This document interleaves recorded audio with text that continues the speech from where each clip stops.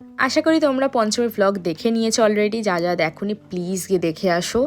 By the way, hi everyone, welcome back to my mini vlog. আমি কঙ্কনা আর তোমরা দেখছো the brownie. এটা হলো ষষ্ঠীর ভ্লগ। সকালবেলা উঠে পেটার পাওয়াটা কিনে নিয়েছিলাম আর মাকে বললাম সার্ভ করে দাও, কিন্তু পুজোর দিনেও আমি নিরামিষ খেয়ে থাকতে পারি না, একদম রাত্রিবেলা তো আমিষ খেয়েই নিয়েছিলাম, সেটা পরে আসবে।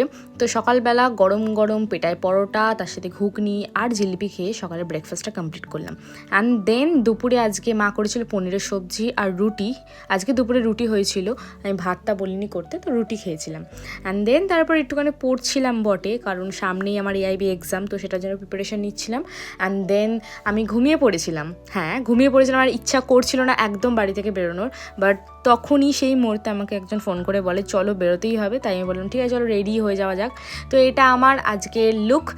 বাই দ্য ওয়ে, তোমরা কটা ঠাকুর দেখেছো প্লিজ কমেন্টে জানাতে একদম ভুলো না। ষষ্ঠীর দিনটা তো খুবই খারাপ গেছে, মানে সন্ধেবেলা ভেবেছিলাম ঠাকুর দেখতে যাবো, বাট ঠাকুর দেখতে পাইনি।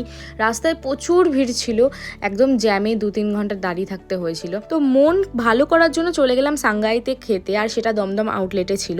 আমার সাথে একটা জিনিস হয়েছে, খুবই খারাপ জিনিস। ওরা বিল দেওয়ার পরেই ওখানে সার্ভিস চার্জ ইনক্লুড করে দিয়েছিল, যেটা আমার মনে হয় এটা আমরা দিতে বাধ্য নই, বিকজ আমরা জানি লটা কী।